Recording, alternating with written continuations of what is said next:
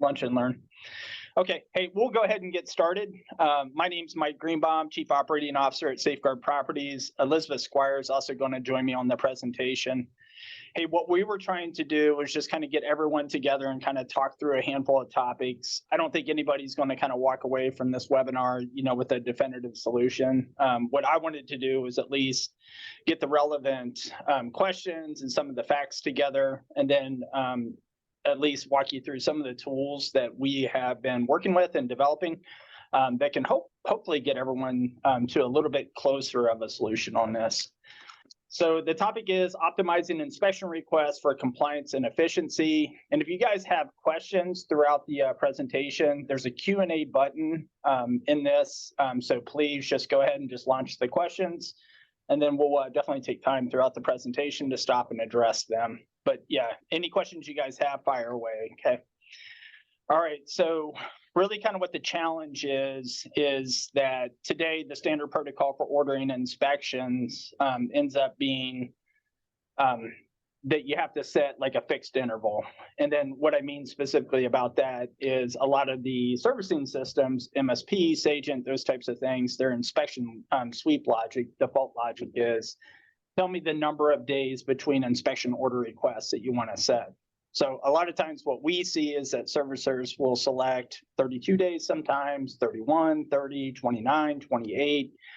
And that's what we see. And what ends up happening when you set that interval, obviously if the loan remains delinquent, doesn't get reinstated, nothing changes materially with the actual servicing of the loan, then we're just going to get the next order request every 30 days.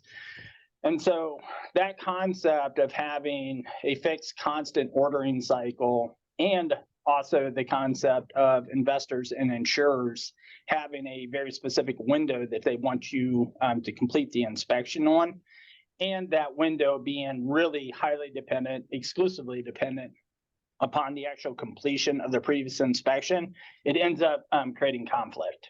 So we'll kind of walk through this and then honestly kind of give you some of the analysis we've done to try to get it optimized. So obviously, most of you guys know, if not all of you guys know, FHA obviously has a 10-day window. They're looking for inspections to get completed 25 to 35 days from the last time you completed the inspection. Fannie and Freddie Mac, the GSEs, opened it up a little bit, the 20 to 35 as a base concept, to get the inspections completed. So one has a 10-day window, another has a 15-day window. So what we have done is when we go back and we take a look at, if you have your ordering window set at like 29, 30, 31, 32, what ends up happening is you end up cutting into the window for compliance. And I'll kind of walk you through a simulation here in 1 second that'll kind of bring that point home a little bit. We'll go through a little bit of math, but I promise you it won't be that bad. So actually, let me just go ahead and pop into that right now. So if everybody can see my Excel spreadsheet, really what I was trying to do with this analysis was I was trying to go through and I was just trying to detail out a representative kind of ordering pattern that we would see if a loan just remained persistently delinquent. So what you can see here is I went through and I modeled this and I said, hey, the first inspection request would come to us on 1/15. And then what I was doing over here as a fixed variable is I set the ordering day cadence at 32 days. So then what's going to happen is 32 days later, we're going to get another inspection request, 32 days after that, et cetera, just kind of going down there. So just that fixed interval of 32 days. The next piece that I did is I just came through here and I said on the subsequent inspections, let's just walk through one example. This inspection request came to us on 1/15, and then I said the days to complete that inspection were 2 days. It took, once I received the request, it took 2 days. And what this column is just a random number generator that's just generating a number anywhere between 1 and 6 days, just because that's our average plus 2 standard deviations of inspection completion time. So that's all I was doing. And every single time I, hit a value in a spreadsheet, you'll see that random number generator is just going to start moving, because that actually sort of reflects the performance of the actual contractor network. It's not persistently done just every 2 days. It does vary month over month over month. So I tried to incorporate that randomness into the model. But in this particular example, it gets ordered on 115. It gets completed now 5 days later. So the actual completion date is 120. So then what ends up happening 32 days later, when we receive that next request, this is going to come through, and what it's going to do is it's going to set a window for us to complete this next inspection 35 days off of the completion date here, which is 120. So that's going to be now 224. And then that's the latest that I can complete it to be compliant. And then the earliest that I can complete it to be compliant is 214. And what you're going to notice here is that I don't receive the inspection request until 216, but I could have actually completed that thing 2 days earlier. So this is what I'm talking about when I start talking about if I'm cutting into the actual 10-day window to complete the inspection request. So what column F here is it's just going through there and it's just doing that math. It's just saying, this is what the inspection request date, this is the earliest date in which I can complete it. So in this particular example, I cut 2 days off my 10-day window. On the next one, I cut off 3 days. Here, I cut off 50% of the actual open window. So that is kind of the business problem that ends up happening when we set our order window like that. So what I was trying to do actually with the actual simulation, like if I bring this down to 30, you can still see that it's not infrequent that I'm cutting into the window. In fact, what I did down here, this cell that ends up getting highlighted or boxed out here as a number 5, this is how often over a typical 12-month cycle, so the first year of inspections, do I cut into the 10-day window for an FHA loan. So this is the number that I'm trying to minimize by going up and trying to optimize my actual cycle. Now, if it was just that easy, obviously what we could do is just waive inspections every single day, right? Like then you would never cut your time short. So the other element of analysis was I was just coming back and I was trying to consider the max number of orders, because what ends up happening here, like if I reduce this down to, let's say it's 20 days, so every 20 days, I just continue to order inspection after inspection after inspection. What's going to end up happening over the life of this delinquency is that I'm going to have at any one point or at the max point in time 4 open inspection requests, just simply because I can't complete things before the 25th day, but I'm ordering every 20 days. Okay. So that's kind of how I set up the model to figure this answer out. So what I was doing is coming back here and I'm trying to get a 0 here, and I'm trying to keep this to kind of 1 or 2, just as an example. So I don't want to cut into my 10-day window, and I want to kind of minimize or at least constrain the number of max open orders that I have. And then the only thing that I would say that doesn't make this a definitive answer is that every single time, I could go through, like if you look at this, I set it at 25 days. In this example, it has 0 times that it's ever going to cut into my 10-day window, and it only ever maxes out at 2 over at least the first year interval on the thing. So this looks amazing, right? But but it's just not static. The other piece that, again, like I said, has random is how often does the contractor actually, how long does it take for them to actually complete work? So if I were to just start making adjustments here, and then what I kind of want you guys to focus on is this box right here, does it remain 0? And does this one ever start popping up, 2, 3, 4, those types of things? Because what we want is good consistency. And you can see, that last iteration popped to 3. There it went again, right? So day 25 might be pretty aggressive. At one point in time over a 12-month or 13-month cycle, you could potentially have 3 open order requests. Now we're going to come back with the problem solve on that one as well. But I at least wanted to show you kind of the modeling that we did when we're going through and trying to make our recommendation. And then the last thing that I was going to show here as well, if I actually have the plugin ready. which I'm not sure I am. But what I could do is I could go through and I could just do a simple linear optimization. And I could just say, what I'm trying to do is minimize this particular number, drive it as close to zero, while constraining this to either one or two. And I'm probably not going to walk you through a linear optimization, but if anybody's curious, you guys can just ask me and I'll show you exactly how to do it. And then what we're coming back with pretty consistently right now, the answer ends up being 27.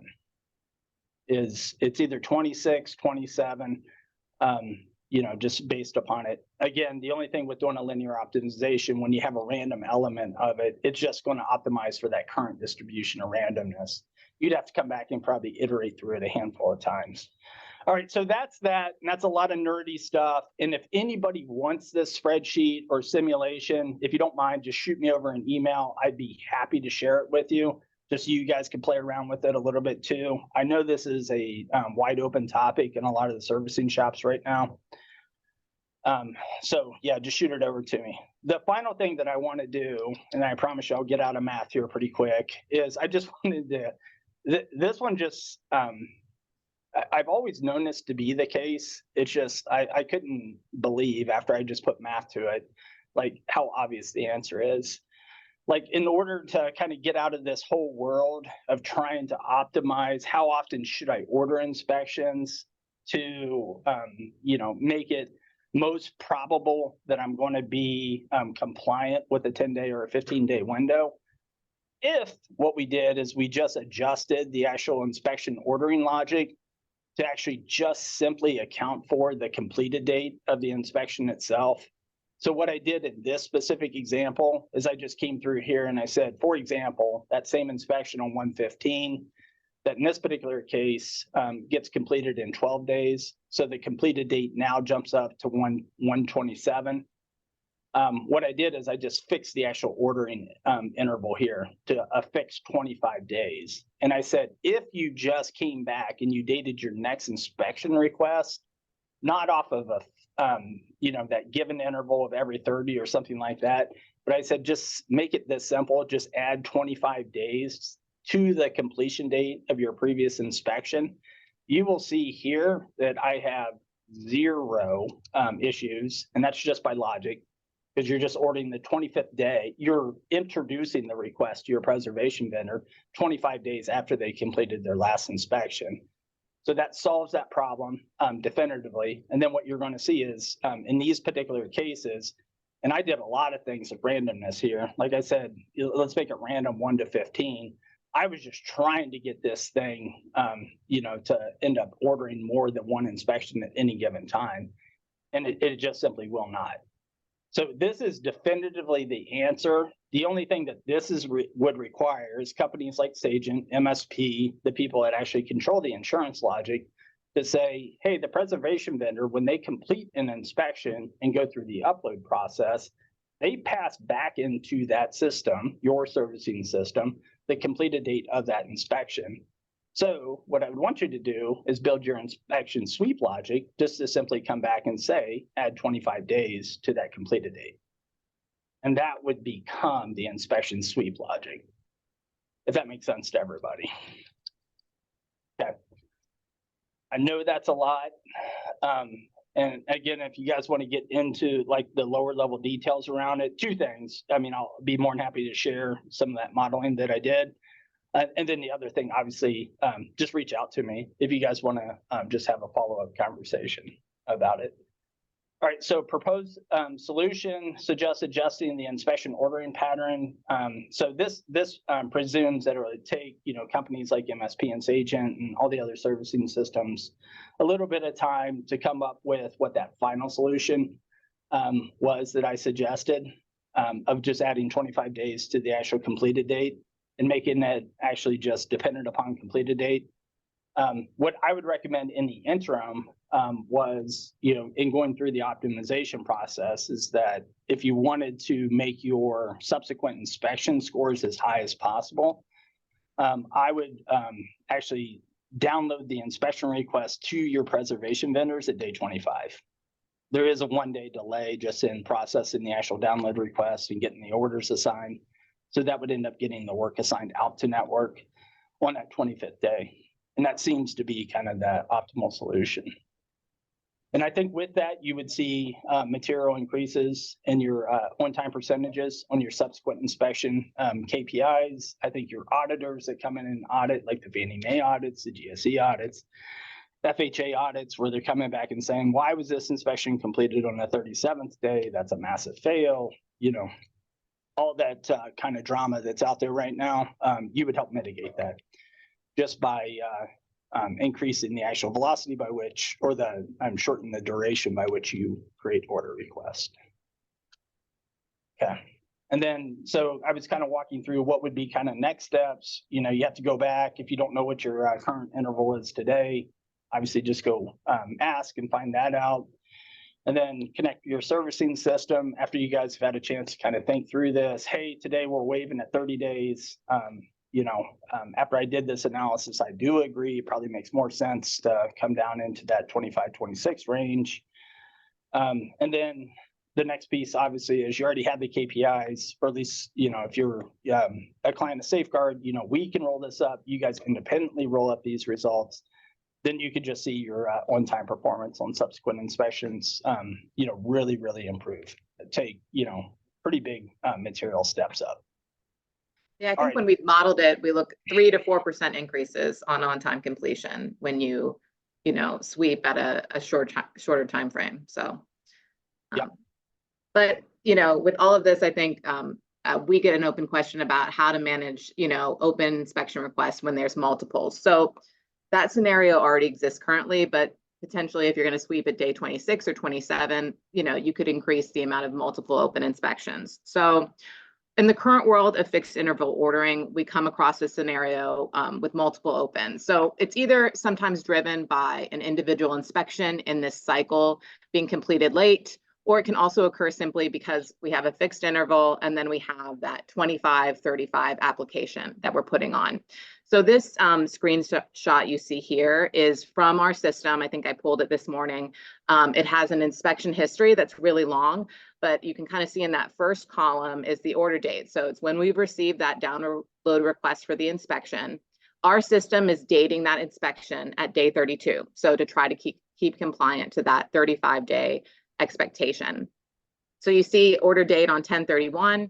I have a due date of 11/27 based off of that last completion date. You don't see that because if I included all, maybe 100 inspections we've received, we might be here for a while. So we completed that inspection on 11/26. Then we're getting that next download on a fixed interval, I think in this case, in this specific example, of about 30-31 days every month. But what you see is, as you get to the top with those two multiple open, on 1/30, I get an inspection. So I've dated it out at day 32 to 3/1 because I completed that last inspection on January 29th. But then I receive an order on 2/29, so leap day. Typically, our inspections are received. They hit our network about 4 a.m. Our inspectors are out there quickly completing. But then I have that inspection that was sent to us on 1/30. It's still open. And then the 2/29 inspection, which is also still open. So now I have, even though I'm completing those inspections on time within that cadence, I've created that window based on fixed interval ordering of 2 open inspections. So if you want to go to the next slide, Mike. Yep. And then kind of what we do currently. So this is the same scenario below that you saw on the last slide, those same dates. So we see it addressed in 2 ways. Some clients have told us, or servicers, that they never want to see 2 open inspections. So they tell us to cancel one so that we only ever have 1 inspection open at a time. The majority of clients, though, or servicers that I see, they basically tell us you can keep those 2 inspections open, and then they have our system logic, which will sweep both inspections with the same request, so the same completion of 2/29, and then I'm only going to charge you on 1. So that's the current logic for the majority of servicers that we see. The problem, though, is, as you can see in this specific scenario, is I've taken that 2/29 inspection and I'm completing it same day. I'm sweeping it. I'm not charging on that inspection, but then I'm not going to receive the next download until likely 3/30. So then I've increased a likelihood, almost guaranteed, I'm not going to have a March inspection. We know those GSEs, even though they're saying 20 to 35, they are wanting to see monthly inspections. They're wanting to see an inspection every month. So, I've taken that ability out of completing that March inspection by either canceling that inspection that came in at 229 or sweeping it in with the other inspection that was already opened. So this scenario definitely happens right now. And then it just means that the next download that you're getting, you're pushing it out even further, and you're just decreasing your ability to be compliant to a monthly inspection expectation. So if you go to the next slide. So what's the solution? I don't want to just talk about problems without giving you a solution. So the solution would be that upon receiving an inspection request, we're going to check to see if there's any open inspections currently. If an inspection is open, then I'm going to hold that new request in queue. So in the example we saw before, that 229 inspection I received, I would be holding that in queue. I wouldn't release it to the network. I wouldn't allow it to be completed. It would be waiting in hold.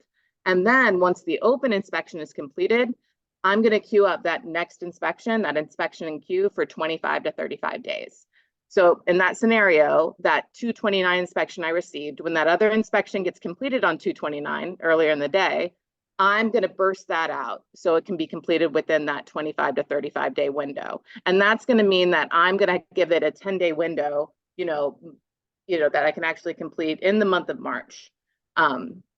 I think sometimes then you would have a scenario that would happen. I think Mike walked through some of the logic before, where you might have a third inspection that's introduced. So I have one open inspection and then an inspection in queue, and I could potentially get another inspection. So in that scenario, we would cancel that third inspection that came in. So we would only ever have one open inspection and an inspection in queue at any point in time. So we wouldn't introduce that much chaos, just an inspection open and an inspection in queue. And that's going to keep that interval and that 10-day window just at a much better clip month over month. Yep. And that's all just protocol that, again, that kind of goes through that limitation. Again, if you continue to spit over an inspection request and you're just doing it X number of days, it's just, it will require something like this to be put in place. Yeah, so we don't generate the massive gaps within the inspection cadence. Okay. Hey, so one other topic that we wanted to hit here is we wanted to talk through what is, I think, another kind of business problem. So we have quite a few different flavors of vacancy postings. So what happens is when one of our inspectors call a property vacant for the first time or the first time vacancy, what they're going to do is put a sticker on the property. We have different clients that have different language. We have some clients that have, different day intervals that say the property may be secured, within, our default is 3 days is typically what's on the safeguard sticker. But we have clients who make adjustments specifically because there are state regulations that are going to specify, no, it has to be posted as vacant for 7 days, as an example, as a real example. So we have clients that have come back and made those adjustments. The business problem ends up being is that if we don't have one standardized sticker, what we end up doing is obviously we're going through a lot of different print runs, with our printer to generate all of these very specific custom stickers. That's problem number one, but it's not that big of a problem. Problem number two, obviously, is logistically getting all those stickers in the hands of the contractors that are actually performing the inspectors. And that just doesn't mean the main, that means also the subcontractors that are physically doing the work. The third business problem is they have to stay ultra organized, meaning that they would have to have like a tickler system, sitting in their passenger seat where, they have 15 different types or 15 different flavors of vacancy postings. They would then have to have awareness, oh, this is for X client. I got to make sure that I'm grabbing this specific vacancy sticker. And anytime we have those operational dependencies like that, what we have found is we get good execution. We just don't get perfect execution. Meaning that there is all of us, even if we went out and did 100 inspections, we would have a very high probability of not executing that perfectly, right? So we have controls in place, that when people submit results back into us, we're like, that's not the correct sticker. But what we were trying to do is design, and that's what all of this is kind of about. This entire webinar is just about engineering and design. So we get really good first time pass out of everything. So what we came back and we said, wouldn't it be cool if we could just come up with this sticker as a standardized sticker? And you guys can see kind of the language. It covers all the intents, like notice of vacancy and property maintenance. The property is currently being considered unoccupied. So you can see that that standard language. That's why the sticker is placed on the house. But for everything that is custom, like, in terms of if a servicer, wants to say these types of things or wants to present it in multiple different languages, or wants to introduce dynamics based upon a state or even an individual property, this is kind of what I wanted to do, is say, okay, like this conveys 99% of the basics of it. But what you can do is you get your phone out, hit the QR code, and then what we would do is we would take them directly to a backend portal that just says, hey, pop in the address of the property you're curious about, so you can kind of see like a preliminary design of a backend system. Throwing in the actual address itself, they hit enter, and at that point in time, it is going to be a very custom sticker. So if I'm servicer X and I want to have, a blue bar at the top or at the bottom, if I want to say very specific things, you would just give us that information. We would store it. It would be inside of this database. People hit the QR code, that would bring up the URL of this backend portal, just plug in the address and do it. So really what we're trying to do is come back and standardize what physically gets posted on our property, but then also meet the objective, which is states can have different requirements. Servicers can certainly have preferences just in language. And then certainly individual properties, if we wanted to get that complex, if you wanted a very, very specific one, this would be the means to do that. So that's another kind of really big idea that has a lot of power, to be honest with you guys. Some of the downsides when, properties don't get posted correctly, obviously is, so one, we're making people to return and do it, but sometimes, and it's a very legitimate decision, it's like, nah, you didn't post my posting on this property. Therefore, that first time vacancy that happened is there, but I'm not going to kick off the protocol to secure until this thing gets posted correctly and the proper time has elapsed. So what that does is that obviously puts a lot of stress on the GSE and the FHA requirements and VA and USDA to secure properties timely. So it's not a small issue. It's very much a really big issue, I think. And I think this is an actual pretty good solution. Relatively elegant. I do see a question. Just what about for people that don't have the ability to scan QR codes? Yep. So yeah, what we did is we put on here, and I must have cropped it out when I was putting the presentation together. I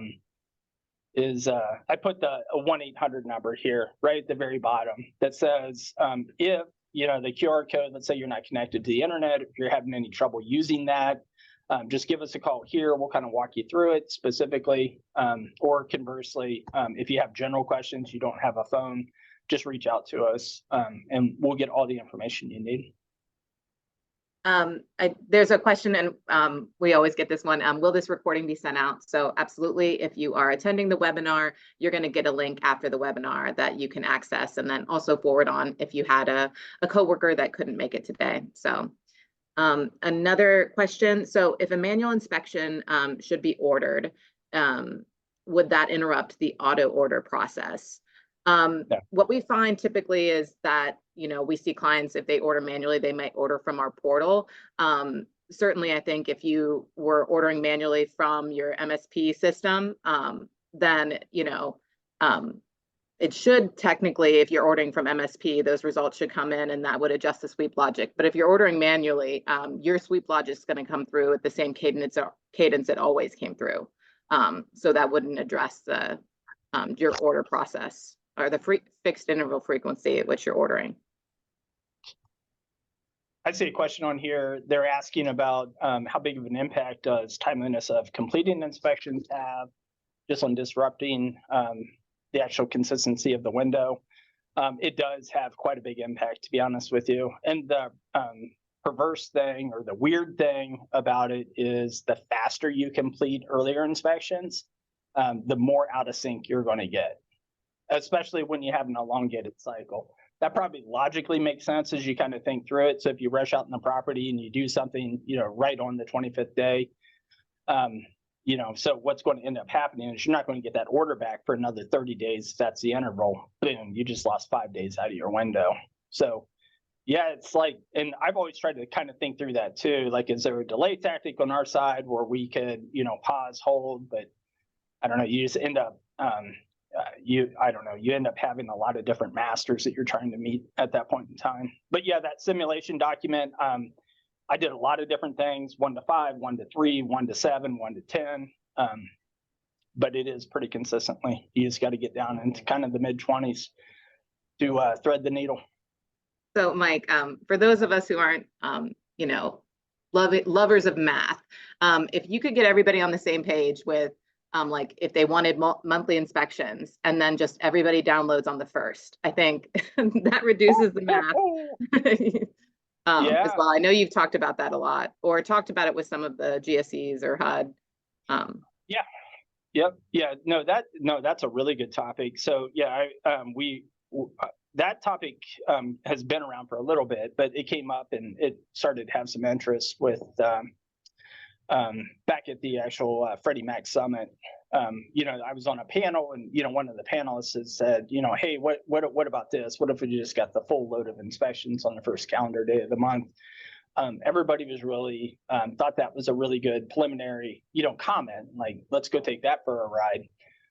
That's a different approach, which would bring a ton of simplicity back to it. We did at Safeguard, we wrote a white paper on that. That went through and kind of documented it out. There's a bunch of benefits around route density when you do that. Instead of sweeping every single day, if you just give the entire inspection payload or order request on day 1, oh yeah, that's a game changer, no doubt about it. Okay.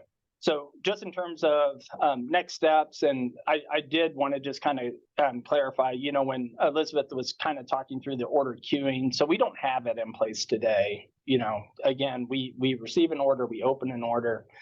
So if you guys think that is a good idea, I'd be more than happy, or we as a company would be more than happy to kind of invest in, what the, the hold logic would have to be to do something like that. But yeah, just kind of give us some feedback on that topic if this is good. Second part is, I definitely offer up, my time, Elizabeth's time. If you guys are going to hop on the phone with the servicing platform providers, MSP, Sagent, et cetera, more than happy to be part of those conversations as well, because I definitely want to kind of help drive this here. Okay. All right. I think that's those are all the questions. Definitely appreciate you guys. Appreciate giving us some feedback after you guys have a chance to think about it. We'll get the presentation out to you guys. We'll also get just kind of a video recap of what we kind of walked through today. And then again, personally, if you guys want to get into the Excel stuff a little bit, just reach out to me. It's just michael.greenbaum@safeguardproperties.com. I'm more than happy to share that with you, but also more than happy to set up some time to step through it. All right, everybody. Well, thank you guys for the time. We appreciate it. Everyone.